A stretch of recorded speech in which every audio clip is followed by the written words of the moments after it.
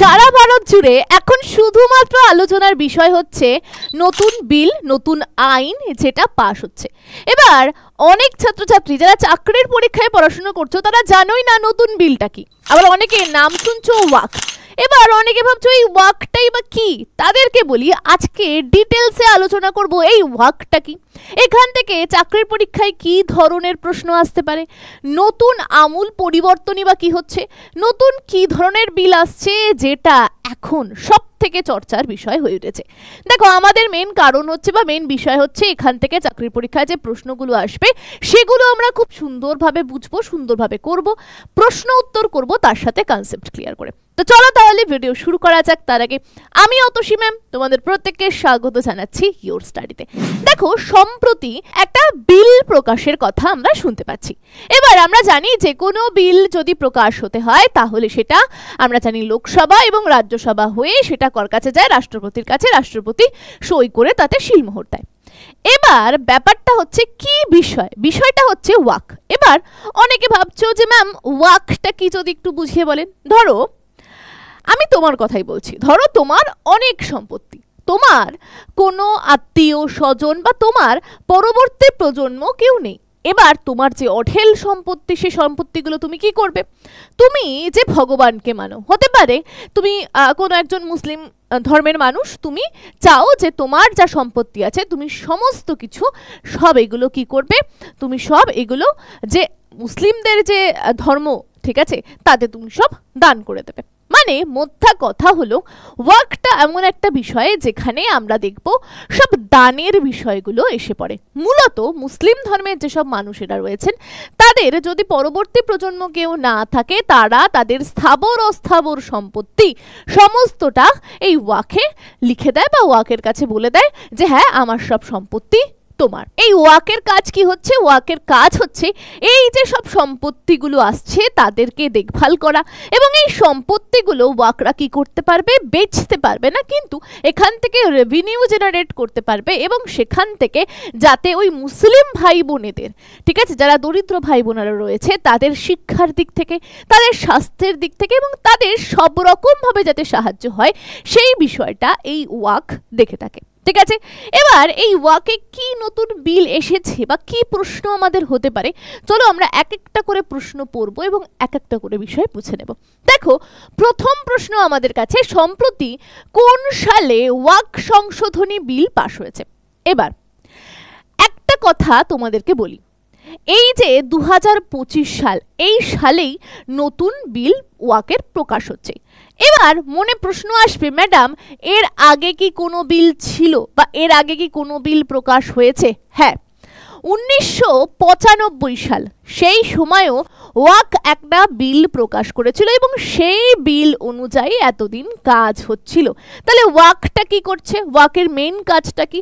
ওয়াকের main কাজ হচ্ছে যে দান সম্পত্তিগুলো রয়েছে, যেসব মুসলিম ভাই বোনেরা কি করছে, দান করে যাচ্ছে সম্পত্তিগুলো, কিছু স্থাবর সম্পত্তি, কিছু অস্থাবর সম্পত্তি, কিছু চলমান সম্পত্তি মানে ধরো সোনা গয়না যে বিষয়গুলো থাকে সেগুলো, আবার কিছু রয়েছে স্থাবর মানে যেগুলো অচল সম্পত্তি, ধরো জমি জায়গা, এই বিষয়গুলো সব দেখভাল কারা করছিল? ওয়াকেরা করছিল।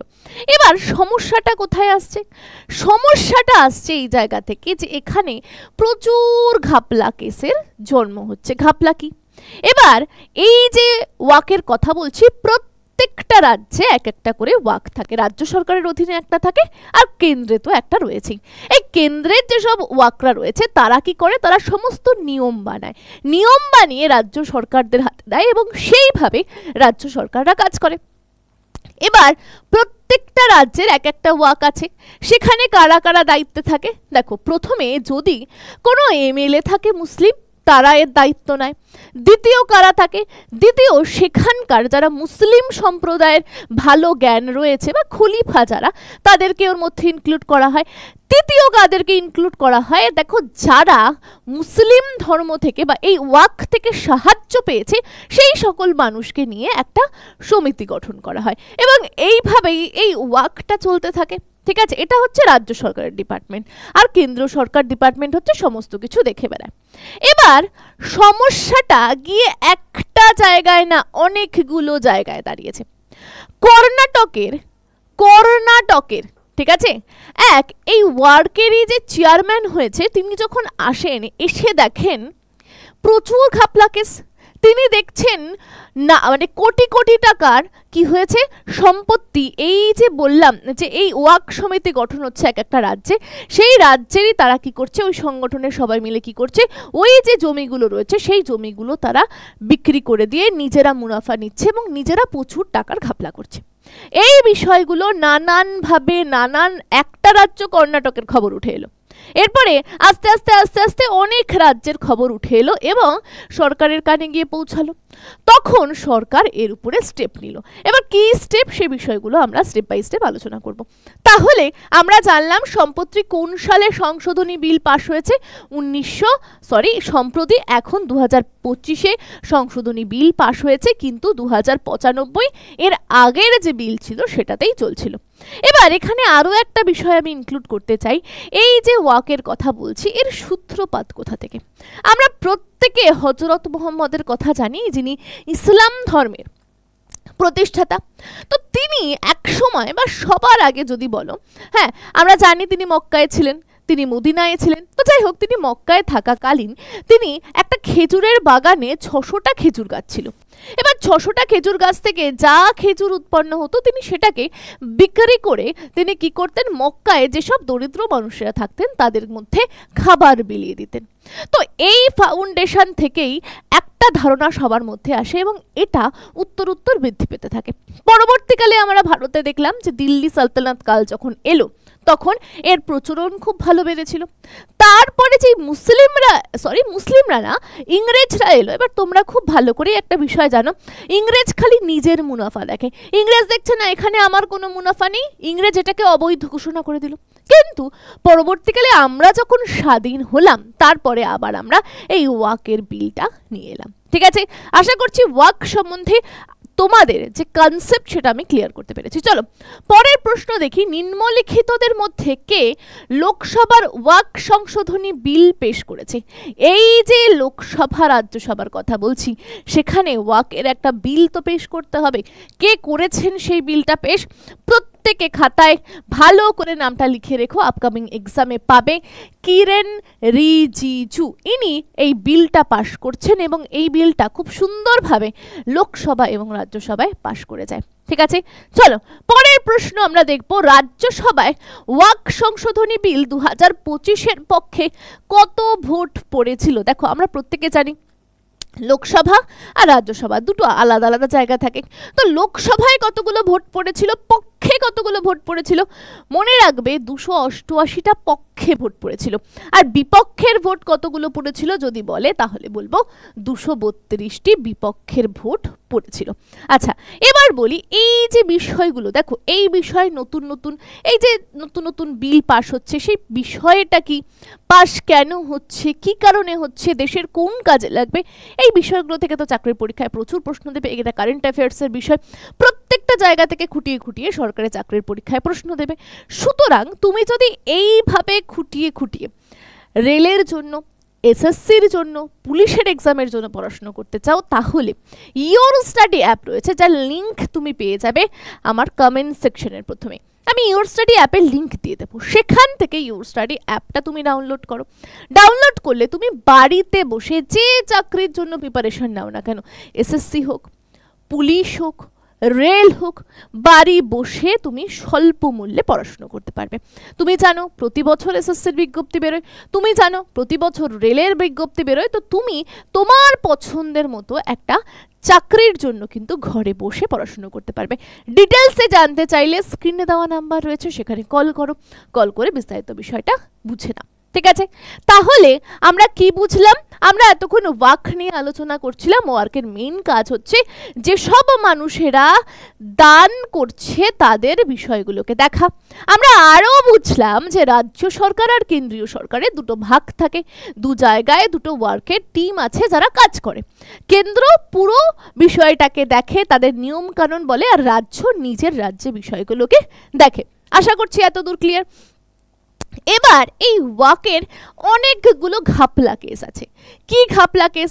যেমন একটা এক্সাম্পল দিয়ে তোমাকে বোঝাই যে এই যে ওয়াক, ঠিক আছে, ওয়ার্কে কত সম্পত্তি এলো, কে দিল না, কোনো রকমভাবে প্রমাণ কিচ্ছু এতদিন অবধি ছিল না বা কেউ রাখেনি, বা বলতে পারো যে এটাকে কোনো রকমভাবে এটা কোনো আইনই ছিল না যে স্পষ্টভাবে সবকিছু নথি থাকবে। ঠিক আছে, এতে কোনো অডিটও হতো না, কিছুই করা হতো না, যার ফলে মানুষ কি করতে পারত, ঘাপলাটা বেশি করতে পারত।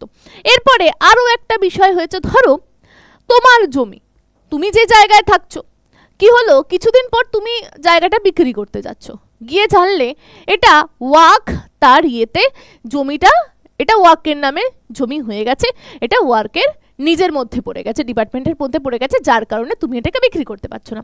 এবার তুমি তো যাবে কার কাছে, তুমি ওয়ার্কের কাছে যাবে, জানতে চাইবে যে কি কারণে, এটা তো আমারই ছিল, কিন্তু এখানে বলার কেউ থাকবে না, শোনার কেউ থাকবে না। এবার ওয়াক যখন তোমার জায়গাটা নিজের নামে করে নেবে, ভালো করে শুনবে, তোমার জায়গাটা নিজের নামে করে নেবে, তখন কিন্তু তোমার কাছে না আসবে কোনো নোটিফিকেশন, না আসবে কোনো চিঠি, যার ফলে তুমি জানতেও পারলে না। তোমাকে 1 বছরের সময় দেওয়া হয়, যে সময় তোমার 1 বছর তোমার টাইম পিরিয়ড, তুমি এসে কথা বলতে পারো বা ওয়ার্কের অফিসে এসে বিষয়টা বলতে পারো, তুমি তোমার দিক থেকে তোমার যা প্রমাণ আছে সেটা তুমি দেখালে।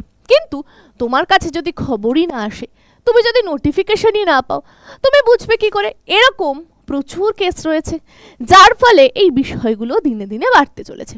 এবং আমরা এটাও দেখলাম, শুনলে তুমিও অবাক হয়ে যাবে, যে আমাদের রেল ডিপার্টমেন্ট, আমাদের আর্মির ডিপার্টমেন্টের কাছে সব থেকে বেশি জমি রয়েছে।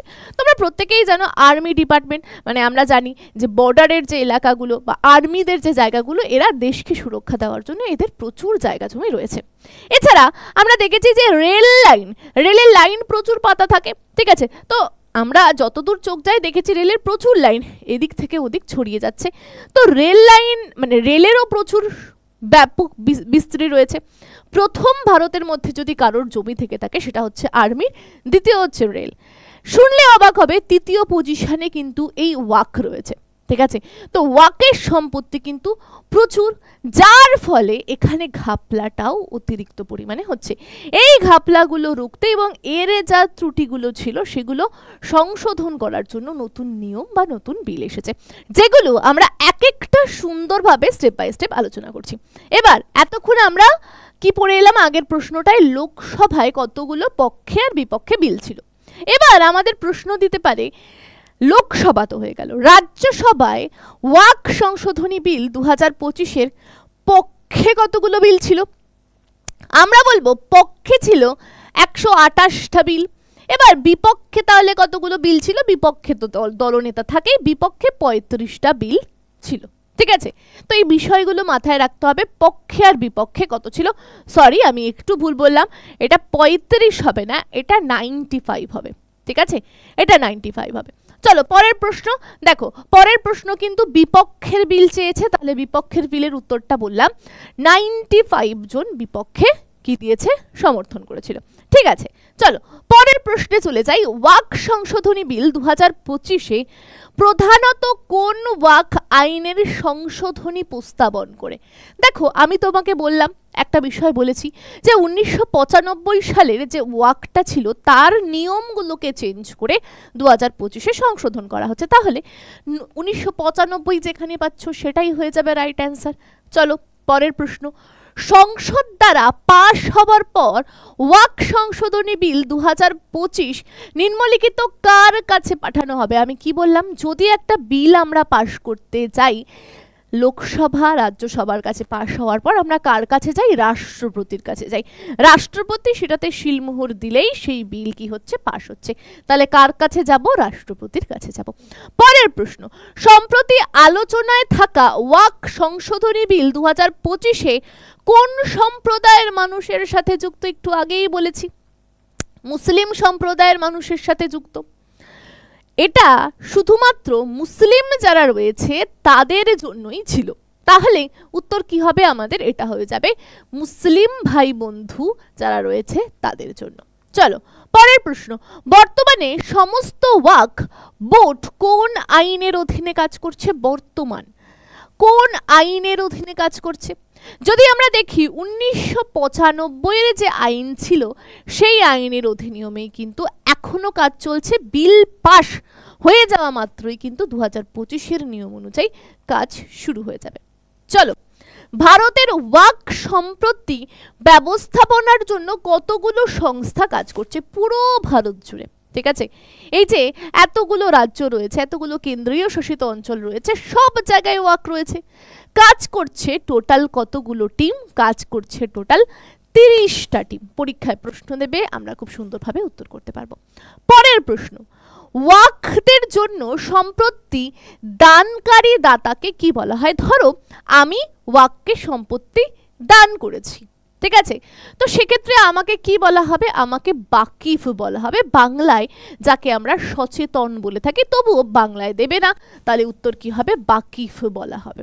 ঠিক আছে, উত্তর কি হবে? বাকিফ বলা হবে।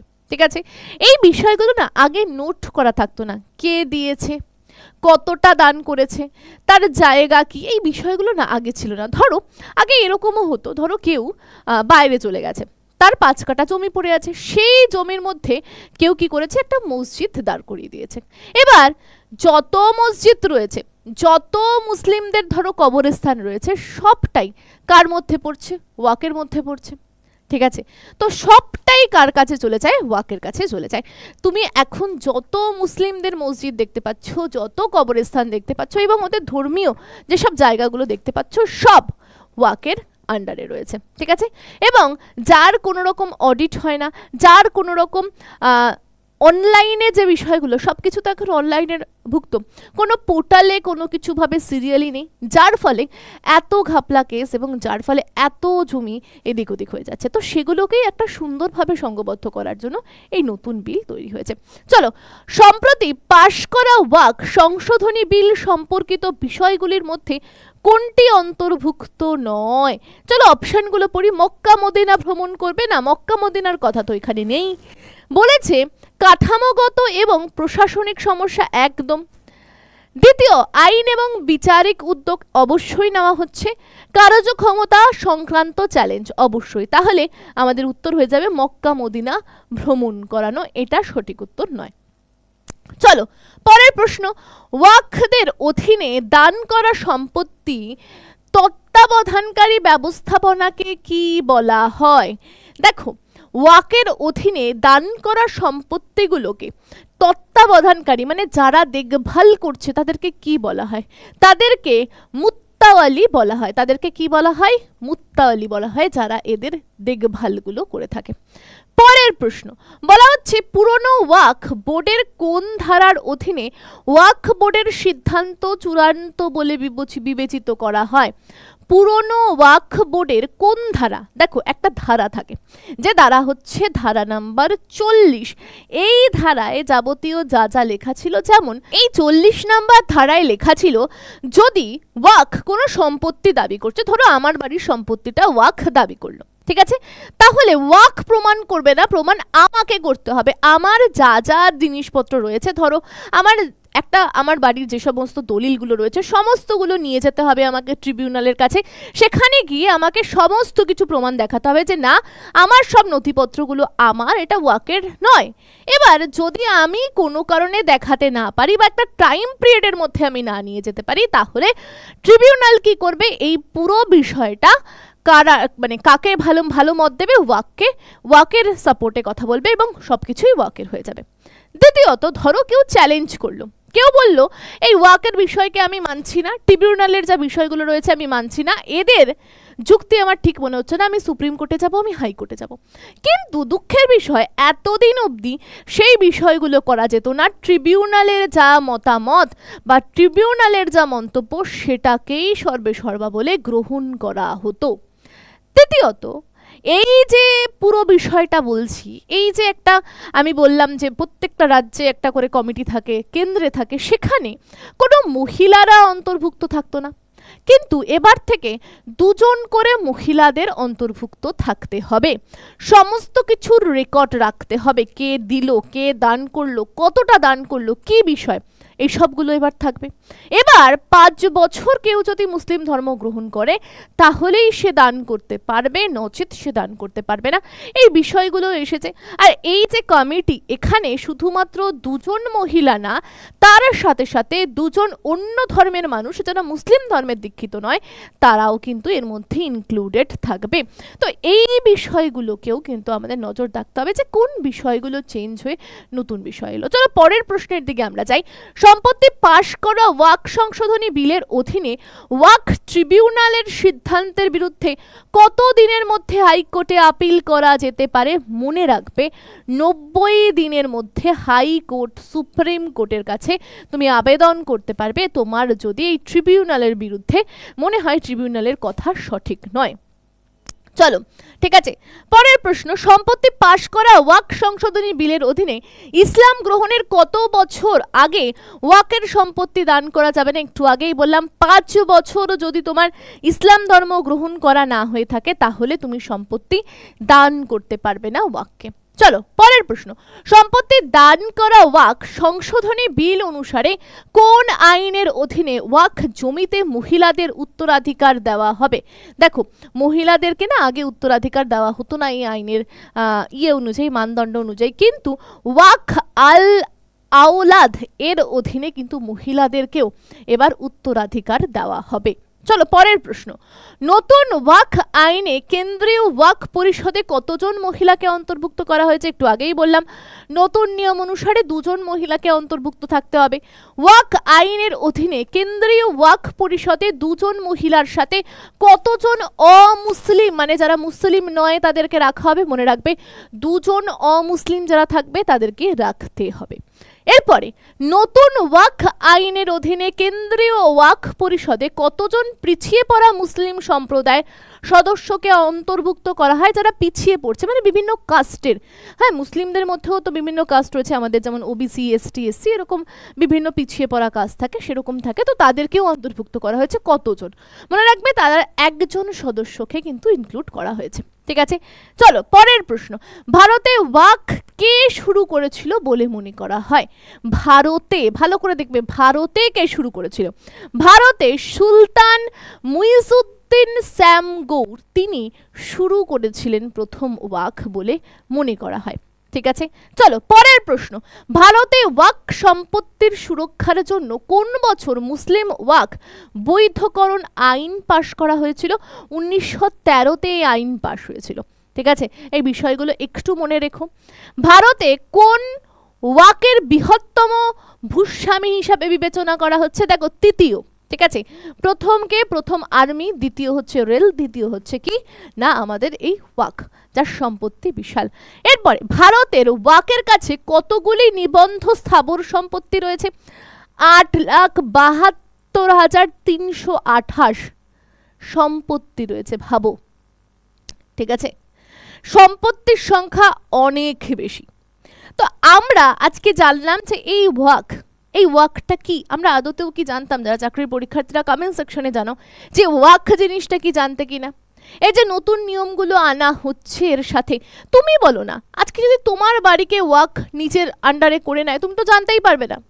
পরে যখন গিয়ে দেখবে কোনো কারণে তুমি দেখবে যে জিনিসটা তোমার না, এটা ওয়াকফের কাছে চলে গেছে, তো সে বিষয়ে তুমি যখন ট্রিবিউনালের কাছে যাবে তখন তুমি যেতে পারবে না, সে তোমার কথা শুনবে না। তো এই বিষয়গুলো কেন থাকবে? কেনই বা ট্রিবিউনালের কথাটাকেই মেইন হিসাবে মেনে নেওয়া হবে? আমরা মুরারজি দেশাই যখন প্রধানমন্ত্রী ছিলেন তার সময়কালে না, এই 1995-এর কথাই বলছি, সেই সময় না এই ওয়াকফকে প্রচুর পাওয়ার দিয়ে দেওয়া হয়েছিল। যেই পাওয়ারটা এতদিন অবধি ছিল, কে দিল না দিল কোনো রেকর্ড থাকতো না, যার ফলে কি এই ঘাপলা কেসগুলো হচ্ছে, প্রচুর প্রচুর টাকা নয়ছয় হচ্ছে, যার ফলে এটাকে একটা সুগঠিত মাপে নিয়ে আসা হচ্ছে।